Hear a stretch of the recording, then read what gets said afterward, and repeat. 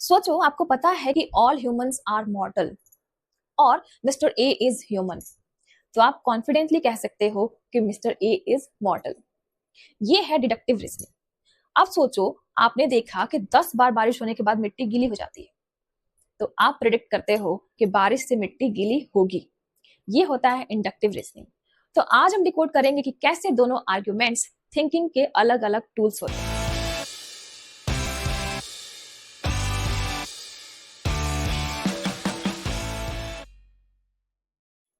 Hello everyone, मैं हूं Neha and welcome back to my channel Neha's academy. कैसे हैं आप सब? होपफुली आप सब बहुत ही अच्छे होंगे एंड आई आल्सो होप कि आप सभी की यूजीसी नेट की प्रिपरेशन में बहुत जोरों शोरों से चल रही होगी। तो मैं करा रही हूँ आपको paper 1 and paper 2 commerce management के वो सारे इंपॉर्टेंट टॉपिक्स जो कि आपको यूजीसी नेट जेआरएफ को क्वालिफाई करने में हेल्प करेंगे। तो आज की क्लास में हम करेंगे लॉजिकल रीजनिंग का वो टाइप जो कि हमें जानना बहुत ही जरूरी है। तो वीडियो में लास्ट तक जरूर बने रहिएगा। और चलिए बिना किसी तरीके से शुरू कर लेंगे हमारी ये क्लास शुरू करने से पहले आपको बता दो कि अगर आप मेरे चैनल पे नए हैं तो प्लीज चैनल को सब्सक्राइब कर लीजिए, बेल आइकन को भी जरूर प्रेस कर लीजिए एंड साथ ही साथ कमेंट करके बताइए कि आप सभी को मेरी ये वीडियोस कैसी लगी। ओके, तो चलिए शुरू कर लेते हैं हमारी आज की क्लास जो कि होने वाली है आपकी लॉजिकल रीजनिंग से टाइप्स ऑफ आर्ग्यूमेंट की क्लास। इसका मतलब हम आज की क्लास में करेंगे कि हम आर्ग्यूमेंट जो हमने पिछली क्लास में किया था उसके बारे में सब कुछ जाना था। उसमें मैंने आपको थोड़े बहुत टाइप बताए भी थे कि आर्ग्यूमेंट के कौन कौन से टाइप्स होते हैं। आज हम उसको थोड़ा सा डिटेल में देखेंगे कि टाइप्स ऑफ आर्ग्यूमेंट क्या होते हैं एंड इनके बीच का डिफरेंसेस क्या होता है। और अगर हमें एग्जाम्स में अक्सर यूजीसी नेट जेआरएफ का अगर आप एग्जाम दे रहे हो या फिर सेट का एग्जाम दे रहे हो तो पेपर 1 में जो है लॉजिकल रीजनिंग जो है वो आई नो कि आप सभी के लिए थोड़ा सा डिफिकल्ट होता है। और इसमें ज़्यादातर आपको आर्ग्यूमेंट रीजनिंग से रिलेटेड बहुत सारे क्वेश्चंस आते हैं। बहुत सारे का मतलब ये है कि 5 ही क्वेश्चंस होते हैं, बट फिर भी इन सब में कुछ क्वेश्चंस ऐसे होते हैं जो आपके ऊपर से चले जाते हैं और ये ऊपर से ना जाए, इसलिए मैं आपके लिए ये सारी क्लासेस बहुत ही ईजी फॉर्म में लेकर के आ रही हूँ। मैं आपको साथ में क्वेश्चंस भी कराती हूँ ताकि आप समझ पाओ एंड इसके ये सारी जो चीज़ें कंप्लीट हो जाएंगी ना, देन मैं उसके बाद आपको इन सब का एमसीक्यूज भी कराऊंगी ताकि किस टाइप से क्वेश्चंस आपके एग्जाम में पूछे जा सकते हैं उसकी भी तैयारी आपकी बेहतर हो सके।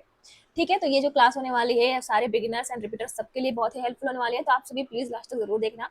और मैं हूं नेहा शर्मा और मैं हूं UGC net qualified commerce subject से। मैं आपको paper 1 and paper 2 commerce and management की क्लासेस कराती हूँ, जिसमें मैं आपको सारे टॉपिक्स को बहुत ही ईजी फॉर्म में लेकर आती हूँ ताकि आपको सब कुछ अच्छे तरीके से समझ में आ जाए और आप एग्जाम को अच्छी तरीके से क्वालिफाई कर पाओ। ठीक है, चलिए चलते हैं हम हमारे क्लास की तरफ। जो कि पहला स्लाइड है हमारा डिडक्टिव आर्ग्यूमेंट का। तो मैंने लास्ट क्लास में भी आपको बताया था कि डिडक्टिव आर्ग्यूमेंट जो होता है वो क्या होता है। तो इसमें क्या होता है, इसमें आपको जानना होता है कि जो आर्ग्यूमेंट जो है वो कहाँ से आता है, टॉप टू बॉटम जाता है। इसका मतलब कि आपके पास कुछ, इसको हम जनरल टू स्पेसिफिक भी कहते हैं, जनरल टू स्पेसिफिक। तो सिंपल सी बात है कि जैसे ही हम इसको जनरल टू स्पेसिफिक कहते हैं, इसका मतलब साफ है कि हमारे पास कोई ऐसा कुछ प्रिंसिपल है, यानी कि कोई फॉर्मूला है, जैसे कि मैथ्स का फॉर्मूला हो गया, रीजनिंग का कोई फॉर्मूला हो गया। तो हमारे पास जैसे कोई फॉर्मूला है उस फॉर्मूला पे बस बिठा दो एंड देन हमारा रिजल्ट आ जाएगा। ठीक है, तो यहाँ पे क्या है कि हमारे पास कुछ जनरल प्रिंसिपल्स थे, कुछ एविडेंसेस थे और उन्हीं एविडेंसेस को कंप्लीट करके हमने कोई कंक्लूजन तैयार किया, कोई रिजल्ट बनाया है। That is called general to specific. हम स्पेसिफिक रिजल्ट तक पहुंचे हैं और डिडक्टिव आर्ग्यूमेंट जो होता है वो 100% तक सही हो सकता है। ठीक है, समझ में आया आपको? ये टॉप टू बॉटम आर्ग्यूमेंट होता है हमारा। आपको यहाँ पर कुछ देखने को मिलेगा, the conclusion necessarily follows from the premises. तो ये क्या होता है, ये प्रीमाइसिस को फॉलो करता है। तो हमारे पास जो आर्ग्यूमेंट होते हैं, मैंने आपको बताया था आर्ग्यूमेंट कौन सी टर्म में होते हैं, P1, P2 एंड C। इस फॉर्म में होते हैं आपके पास आर्ग्यूमेंट्स। एंड आपको यहाँ पर दिखता है कि P1 में जो है एविडेंस है, P2 में भी आपका एविडेंस है एंड आपको कंक्लूजन तैयार करना है C में। एंड देन यही होता है आर्ग्यूमेंट और इन्हीं आर्ग्यूमेंट को आपको पार्टिसिपेट करना होता है अलग अलग टर्म में, अलग अलग हमने उसको क्लासिफाइड करके रखा हुआ है। जैसे कि अभी हम डिडक्टिव आर्ग्यूमेंट कर रहे हैं, तो जैसे कि यहाँ पर आपको लिखेगा all mammals are warm blooded. ठीक है, and a whale is a mammal, so therefore a whale is warm blooded. तो यहाँ पर आपको देखने को मिलेगा कि अगर ये प्रीमाइस नंबर 1 है हमारा, तो यहाँ पर देखो प्रीमाइस नंबर 1 में और प्रीमाइस नंबर 2, ठीक है, इन दोनों के बीच का जो ये सब्जेक्ट यहाँ क्रॉस में आपको सब्जेक्ट एंड सब्जेक्ट दिखेगा। तो आपको यहाँ पर क्या करना है कि जब ये दोनों करेक्ट हो, एक हो, तो इनके जो साथ वाला जो रिलेशन जो होता है, जो कन्वर्स रिलेशन है इनके बीच का, इन दोनों का रिलेशन भी जरूर बनेगा। ठीक है, तो कंक्लूजन में क्या होता है, इन दोनों के बीच का रिलेशन बनता है और यही अगर बन रहा है तो इसका मतलब कंक्लूजन जो है हमारा वो करेक्ट हो रहा है। ठीक है, तो यहाँ देखोगे आप मैमल्स के बारे में बात कर रहा है, all mammals are warm blooded और व्हेल इज मैमल। तो ठीक है, यहाँ का सब्जेक्ट जो है और यहाँ का सब्जेक्ट जो है वो मिल रहा है। अब आई नो कि ये थोड़ा सा इधर से उधर हो गया है तो इसलिए आपको देखने में गड़बड़ी होगी, बट फिर भी ये जो है, ये जो इसका कन्वर्स रिलेशन है, इनवर्स रिलेशन मिल रहा है, डायगोनली मिल रहे हैं। तो इसके जो साथ वाले जो है ये भी डायगोनली मिलेंगे और वेल जो हो जाएगा वो वार्म ब्लडेड हो जाएगा। तो इसका मतलब ये जो कंक्लूजन है इसका सही है और ये डिडक्टिव आर्गुमेंट कहलाता है। तो ये क्या हो जाएगा, यहाँ पे 100% तक करेक्ट हो सकता है अगर लॉजिक बेस्ट हो तो। ठीक है, वही अगर इंडक्टिव आर्गुमेंट देखें तो मैंने आपको बताया है कि ये जो है वो बॉटम टू अप होता है आर्गुमेंट। ठीक है, तो हम यहाँ पे बॉटम के थ्रू चलते हैं। इसका मतलब क्या है कि हम स्पेसिफिक टू जनरल चलते हैं। जैसे कोई एक्सपेरिमेंट कर रहे हो हम और हमें कोई फॉर्मूला फॉर्मेशन करना है, ठीक है, किसी चीज के बारे में कोई भी सिद्धांत बनाना है, कोई भी प्रिंसिपल हम फॉर्मुलेट कर रहे हैं, तो उसी को हम कहेंगे इंडक्टिव आर्गुमेंट। ठीक है, यहाँ पे फॉर्मुलेशन हो रहा है, यानी कि हमने क्या किया, पहले हमारे पास कुछ स्पेसिफिक चीजें हैं एंड देन उससे हम जनरल की तरफ गए। ये क्या होता है, ये प्रोबेबल होता है। इसका मतलब क्या है कि ये जो है संभावित चीजें होती हैं, मतलब इसकी संभावना होती है कि ये आगे जाकर के करेक्ट भी हो सकता है, नहीं भी हो सकता है। ठीक है, अब जैसे कि हम अगर कोई एक्सपेरिमेंट कर रहे हैं, साइंस का एक्सपेरिमेंट, तो जो एक्सपेरिमेंट हम अगर कर रहे हैं तो वो एक्सपेरिमेंट हो सकता है सही हो सकता है ना भी सही हो। ठीक है, मतलब कि इसके चांसेस होते हैं, 50-50 भी हो सकता है, 80-20 भी हो सकता है, मतलब प्रोबेबिलिटी बनी रहती है, बस इतना समझ जाओ। ठीक है, अब देखो यहाँ पर क्या दिया हुआ है, द कंक्लूजन इज प्रोबेबल। तो कंक्लूजन क्या होता है इसका, प्रोबेबल होता है बेस्ड ऑन ऑब्जर्वेशन और रिपीटेड एक्सपीरियंसेस। तो रिपीटेड एक्सपीरियंसेस एंड ऑब्जर्वेशन पे बेस्ड होता है। इसका मतलब क्या है कि हम कुछ चीज़ों को ऐसे लेकर के चलते हैं कि जो रोहन जो है वो डेली क्लास में अगर आता है तो वो कल भी क्लास में आएगा। ठीक है, तो इसका मतलब क्या है यहाँ पर कि हमने इस चीज को लिया कि रोहन जो है वो डेली आता है और डेली के एक्सपीरियंसेस को हमने ऑब्जर्व करा एंड देन हमने उस पर एक कंक्लूजन तैयार किया कि कल भी रोहन आएगा स्कूल में या फिर क्लास में। तो जैसे ही हमने ये कंक्लूजन ड्रॉ किया, ये प्रोबेबिलिटी है, क्या पता रोहन ना आए। ठीक है, पर हमने जो हमारा जो एक्सपीरियंस था, जो प्रीवियस एक्सपीरियंस था, उसको हमने ऑब्जर्व करके एक रिलेशन तैयार किया है, एक कंक्लूजन तैयार किया और हमने बताया कि ऐसा हो सकता है क्योंकि प्रोबेबिलिटी है। तो यहाँ पे क्या हो रहा है, स्पेसिफिक चीजों से हम कहाँ जा रहे हैं, हम जनरल चीजों पे जा रहे हैं। ठीक है, for example every morning so far the sun has risen in the east, therefore it will rise in the east tomorrow. तो हमने क्या किया यहाँ पे, हमने देखा कि जब सन जो है वो डेली ईस्ट साइड से आता है तो इसका मतलब है क्या है, वो कल भी ईस्ट साइड से ही आएगा, कल भी वो सूरज पूरब में ही उगेगा। बट हमने ये क्या किया, प्रोबेबिलिटी दिखाई है यहाँ पे, हमने कंफर्म नहीं किया है। बिकॉज कंफर्मेशन का मतलब क्या है, डिडक्टिव रीजनिंग, जहाँ पे हमने उसको कंफर्मेशन दिया है क्योंकि हमारे पास जो है प्रॉपर एविडेंस थे। यहाँ पे प्रॉपर एविडेंस नहीं है, यहाँ पे हमने एक्सपीरियंसेस को ऑब्जर्व करा है एंड देन उससे रिलेटेड हमने कंक्लूजन तैयार किया है। और जो कंक्लूजन बनाया है वो 100% करेक्ट नहीं हो सकता है, ये क्योंकि प्रोबेबिलिटी बेस्ड होता है। हो सकता है वो करेक्ट हो बट हो सकता है ना भी करेक्ट हो।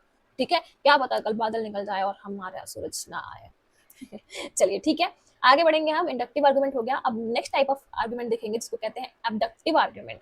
ये आर्गुमेंट जो है वो हो सकता है आपको हर जगह देखने को ना मिले, बट आपको जानना बहुत ही जरूरी है कि आखिर ये क्या चीजें होती है। ठीक है, चलो कलर चेंज कर देते हैं हम ताकि हमें, चलो एबडक्टिव आर्गुमेंट क्या होता है इसके बारे में जानेंगे हम। तो जैसे देखो अगर हम ये बात करें कि मान के चलो फॉर एग्जांपल एक चीज मैंने लिया कि अगर हमारे किचन का जो खिड़की है, विंडोज है किचन की, वो विंडो के पास जो है वो धब्बे लगे हुए हैं, गीले धब्बे लगे हुए हैं। ठीक है, अगर गीले धब्बे लगे हुए हैं तो हमने अनुमान लगाया उस जगह पे, हमने अनुमान लगाया कि हो सकता है, पहला अनुमान हमारा यह था कि बारिश हुई होगी। ठीक है, बारिश हुई होगी इसलिए पानी आया इधर से। दूसरा हो सकता है कि हमने वो खिड़की पे पानी मारा होगा, मतलब जिनकी वो खिड़की है या फिर किसी ने उस पे पानी फेंका होगा। तो यहाँ पे हमने दूसरा अनुमान क्या लगाया कि पानी फेंका, जिसकी वजह से वहां पे स्टेन पड़ गया। तीसरा क्या था, तीसरा ये था कि हो सकता है बाहर साइड से किसी ने पानी मारा हो सकता है सिर्फ अंदर साइड से नहीं, बाहर साइड से भी किसी ने पानी मारा हो जिसकी वजह से वो पानी टपक के आ रहा हो। कोई जरूरी नहीं कि बारिश की वजह से ही पानी आया हो। ठीक है, तो यहाँ पे हमने क्या किया कि बाहर साइड से भी किसी ने पानी फेंका है। ये तीन तरीके का हमने क्या किया, अनुमान लगाया। अब इन्हीं अनुमानों में से कौन से अनुमान को हमें जो है वो मानना है, ये डिपेंड करता है एब्डक्टिव आर्गुमेंट पे। जैसे कि अगर हमें लगता है कि बारिश हुई होगी तो हम क्या करेंगे, बाहर जाएंगे और देखेंगे जाकर के कि बाहर की चीजें भी अगर ऐसी लग रही हैं कि बारिश हुई है, गीली है, आसपास के पेड़ पौधे हों या फिर घास वास हो, वो सब गीले दिख रहे हैं, आपको वेटी दिख रहे हैं, तो हम क्या कहेंगे कि बारिश हुई है और ये जो स्टेन पड़ा है वो बारिश से पड़ा है। 100% करेक्ट नहीं है, बट हमने उसको मानने के लिए क्या किया, एक अलग से नया एविडेंस तैयार किया और तब हमें मालूम चल गया कि यही करेक्ट है। अगर किसी ने बाहर से पानी फेंका होगा तो हम ये भी देखेंगे कि सिर्फ खिड़की पे ही बाहर से पानी फेंका हुआ है और कहीं भी पानी नहीं आया, इट मीन्स दैट कि किसी ने फेंका है और हम इस चीज को मान सकते हैं।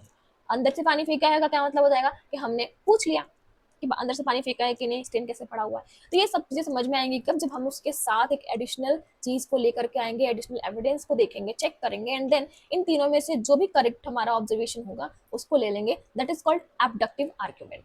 ठीक है, आप देखो यहाँ पे starts with an observation then seek the simplest and most likely explanation. तो क्या है, हमने देखा यहाँ पे कि सबसे पहले हमने ऑब्जर्वेशन से स्टार्ट करा है। ऑब्जर्वेशन क्या, हमने ये तीन चीजें हो सकती हैं, एंड देन इनमें से जो सिंपलेस्ट और मोस्ट लाइकली एक्सप्लेनेशन था उसको हमने क्या किया, ले लिया, उसी को हमने अपना कंक्लूजन मान लिया। Then the lawn is wet this morning, lawn क्या है, वेट है सुबह में, तो probably it rained last night. तो क्या है, हमने सोचा कि जो लॉन जो है वो इतना गीला सा क्यों लग रहा है, क्योंकि हो सकता है कल रात को बारिश हुई होगी। तो हमने यहाँ पे कंक्लूजन मान लिया कि हो सकता है रात को बारिश आई होगी, बट यहाँ पर आप देखोगे प्रोबेबिलिटी बहुत सारी है, ये कभी करेक्ट नहीं होगा, 100% नहीं आएगा, इसकी प्रोबेबिलिटी बनी रहेगी। ठीक है, समझ में आ गया आपको एबडक्टिव आर्ग्यूमेंट क्या होता है। चलिए आगे बढ़ेंगे हम। नेक्स्ट जो टाइप है हमारा अनालॉजिकल आर्ग्यूमेंट क्या होता है। देखो अनालॉजी हमने पढ़ा भी है, अगर आपने नहीं पढ़ा है तो चलो ठीक है, मैं आपको बता देती हूँ। अनालॉजिकल का क्या मतलब होता है कि एक जैसी दिखने वाली चीज है, एक समान अगर कोई चीज दिखती है हमें तो हम उसको मान लेते हैं। अब आर्ग्यूमेंट है तो हम यहाँ पे एक समान जैसी होने वाली चीज को क्या मान लेंगे, यहाँ पर कंक्लूजन मान लेंगे। जस्ट लाइक अगर मैंने बोला कि मेरे दोस्त के पास कोई ब्लू कलर की कार है और वो बहुत अच्छी चलती है, तो अगर मैंने ये माना और कि हमारे मेरे जो दोस्त के पास जो ब्लू कलर की कार है वो बहुत अच्छी चलती है, तो जस्ट मेरे सामने किसी ने कोई ब्लू कलर की गाड़ी लेकर के आता तो मैं क्या बोलूंगी, मैं यही बोलूंगी कि अरे यार ये भी ब्लू कलर की गाड़ी है, ये भी अच्छी चलती होगी। वाई, हमने यहाँ पे क्या किया, कंक्लूजन को एनालॉजी से जोड़ दिया, यानी कि एक जैसी चीज अगर दिख रही है तो हमने उसके साथ उसको ऐड कर दिया। यहाँ पे भी जो आपका जो कंक्लूजन बनेगा वो भी 100% नहीं होगा, क्योंकि हो सकता है वो गाड़ी अच्छी ना चल रही हो बस, लेकिन थोड़ी बहुत समानता दिख रही हो, राइट। तो इसलिए क्या होगा कि ये भी जो हमारा आर्ग्यूमेंट है ये भी हमारा 100% नहीं करेक्ट हो सकता, बट हम यहाँ पर एनालॉजिकल आर्ग्यूमेंट इसी तरीके से लगाते हैं कि एक जैसी होने वाली चीजों को हम करेक्ट मान लेते हैं। ठीक है, तो यहाँ पे देखो क्या लिखा है, draws a conclusion based on similarity between two things. तो हमने क्या किया, सिमिलैरिटी हमें मिली दो चीजों के बीच में, तो हमने कंक्लूजन उसी के बेस पे बना लिया। Just like earth has water and life, तो अर्थ के पास क्या है, वाटर एंड लाइफ दोनों है। मार्स हैज वाटर, मार्स के पास वाटर है, सो मार्स माइट हैव लाइफ। तो हमने क्या कहा कि अगर अर्थ के पास यार वाटर है और इसके पास लाइफ भी है और मार्स के पास वाटर है तो हो सकता है उसके पास भी लाइफ हो जाएगा। तो ये हमने कंक्लूजन निकाला सिमिलैरिटी बेस पे किया कि इसके पास अगर एक सिमिलैरिटी मिल रही है वाटर की और इसके पास भी वाटर की सिमिलैरिटी है, तो इसका मतलब क्या है कि अगर लाइफ अगर यहाँ पे है तो इसका कंक्लूजन में क्या हो जाएगा कि मार्स के पास भी हो सकता है लाइफ हो, बट इट माइट बी। ठीक है, माइट का मतलब क्या होगा, यहाँ पे भी हमने प्रोबेबिलिटी दिखाई है और ये भी प्रोबेबिलिटी बेस्ड होता है। ठीक है, हो सकता है करेक्ट हो सकता है करेक्ट ना भी हो। तो this type helps identify whether reasoning is strict. ठीक है, बताता है कि या तो हो सकता है reasoning is strict, probable, explanatory और बेस्ड ऑन कंपैरिजन। मतलब कि ये हो सकता है कि एक्सप्लेनेशन पे बेस्ड हो या फिर कंपैरिजन पे बेस्ड हो, प्रोबेबिलिटी पे बेस्ड हो, पर इसका एनालॉजिकल आर्गुमेंट जो है वो इसी तरीके से आपके पास आएगा। समझ में आ गया आप सभी को कि जो टाइप्स ऑफ आर्ग्यूमेंट थे वो क्या क्या थे। होपफुली आपने एंजॉय किया होगा क्लास को और टाइप्स ऑफ आर्ग्यूमेंट भी देखा होगा। नेक्स्ट क्लास में मैं आपको इन्हीं टाइप्स में से कुछ और टाइप्स भी एलाबोरेट करूंगी कि जो डिडक्टिव एंड इंडक्टिव का जो पार्ट होता है वो कौन कौन सा पार्ट होता है, क्योंकि आपके जो भी आर्ग्यूमेंट्स हैं, आपका जो भी रीजनिंग है उसमें आपको ज्यादातर आपको इंडक्टिव एंड डिडक्टिव के बारे में ही पढ़ना है और उसी पे बेस्ड होगा। तो नेक्स्ट क्लास में मैं आपको बताऊंगी कि इन दोनों पे बेस्ड, इन दोनों के अंदर की चीजें क्या क्या होंगी, उसके बारे में बात करेंगे नेक्स्ट वीडियो में। तो वीडियो में चलिए आप बनिएगा जरूर। तो अगर आपको वीडियो अच्छी लगी तो प्लीज वीडियो को लाइक करिए, चैनल को सब्सक्राइब भी करिए, बेल आइकन को प्रेस करिए ताकि जो आगे आने वाली क्लासेस है उसकी आपको जो भी लिंक है वो इजीली मिल पाए। एंड कमेंट में जरूर बताइए कि आप सभी को मेरी ये वीडियो कैसी लगी, क्या लगता है आपको लॉजिकल रीजनिंग आपके लिए बहुत ही बेहतर होगा, आपके लिए ईजी हो सकता है। जब भी पता चलेगा जब आप मुझे ये कमेंट करके बताओगे। ठीक है दोस्तों, शेयर करना बिल्कुल मत भूलना और मिलते हैं नेक्स्ट क्लास में नए वीडियो के साथ, नए टॉपिक के साथ। तब तक के लिए thank you so much for watching the video. Wish you very all the best for your preparations. Bye bye.